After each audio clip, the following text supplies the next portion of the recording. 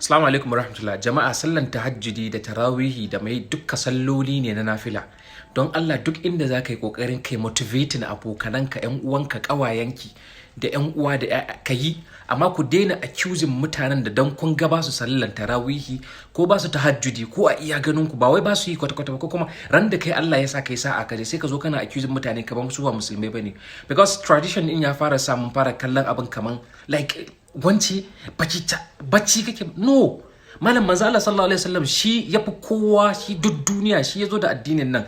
Yana sallan shi, matar shi na Aisha tana bacci, yana sallah tana bacci. Sometimes zaka ji yana sallah in ya sujada ma yana taba mata kafa tana bacci. Bai taba accusing dinta ba, bai taba ce mata kasalalliya ba, because a lokacin ya san matsayinta, baccin ne matsayinta, shine ya dace da ita.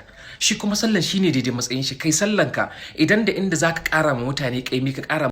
Amma don Allah don Annabi mu daina wannan abin. Ka dinga ganin kaman mutum ba musulmi bane dan bai sallan tahajjudi ba wani abu bane. Kuma wannan yana faruwa ba tahajjudi ba, duk abin da ba nafila ba Allah bai dora maka ba, provided mutum yayi wanda Allah ya dora mai, ku kyale shi. Kowa na da irin matsayin shi a gurin Ubangiji, kowa da irin abin da yake. Shi ma yana da wani abu na alkhairi, ko kuma ita ma tana wani abu na alkhairi da take yi, kai la Allah baka sani ba, kuma Allah na so.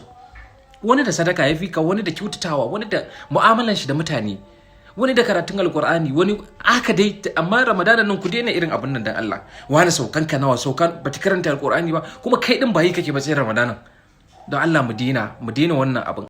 Kuma last naga abin nan da kai da kowa dacewa ake. Kai wa ya ce maka wanda kai an ansa da har kake zuwa kake ganin ku kun dace, kun yi sallar tahajjudi, kun ƙara dare a tsaye, kake ganin kaman kai wani shege ne, kun ci riba. Yes, of course, abu ne mai kyau, ba wai ina goya ma kasarallu baya bane, amma kar ka je ka zube aikin ka, ko kuma kai kana ganin ka isa a gurin Allah, kake ganin kaman kai wani shu'ume ne, kaman ka lashe wasan, da kuke ganin kaman ku wasu abin tsiya ne.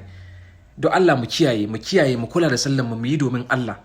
Inda za mu motivating mutane mu yi, idan abokananmu da muke gungu mu lasa mata daɗin, mutum ya je don daɗin, ba wai dan ka zo kana accusing ba. In mutum ya ga bacci zai iya, matsayin shi kenan. Inda za ka kai motivating shi, amma ba saba ma Allah ba. Sallah ce bai ba, kuma Allah bai dora mai zama wajibi ba. Garaɓasa ce dai ta wuce shi, shine kawai. A lasa mu mutane daɗin, a lasa mu mutane bonanzan, amma a daina ganin kaman shaidanu ne dan ba su sallan dare ba. Wasu ma bayan Ramadanin suna yi, kai yanzu ne kake, kai ne bakonta.